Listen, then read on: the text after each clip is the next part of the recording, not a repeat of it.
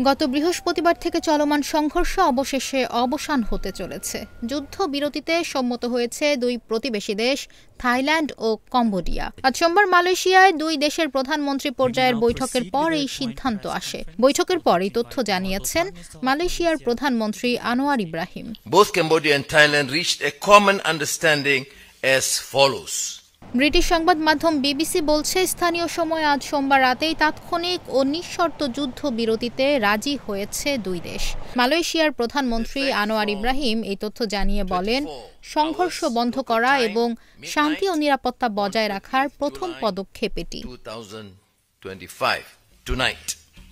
This is a vital first step towards a de-escalation and the restoration of peace. মালয়েশিয়ার প্রধানমন্ত্রী জানান, কম্বোডিয়ার প্রধানমন্ত্রী হান মানেত ও থাইল্যান্ডের ভারপ্রাপ্ত প্রধানমন্ত্রী ফুমথামওয়ে চায়াচাই তাদের নিজেদের অবস্থান ব্যাখ্যা করেছেন এবং তাৎক্ষণিক যুদ্ধবিরতিতে সম্মত হওয়ার ইচ্ছা প্রকাশ করেছেন। এরপর তারা মার্কিন প্রেসিডেন্ট ডোনাল্ড ট্রাম্প ও চীনের কর্তৃপক্ষকে ধন্যবাদ দেন বলে জানা যায়।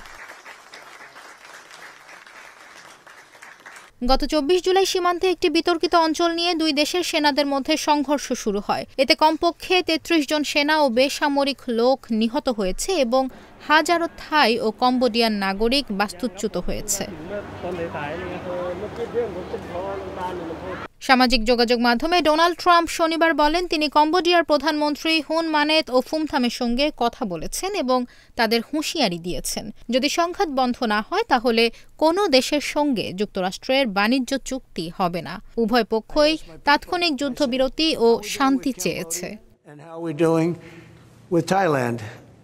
And they say they're going to be coming in at some point to talk. I said, well, let's call them right now. So I called the prime ministers of each.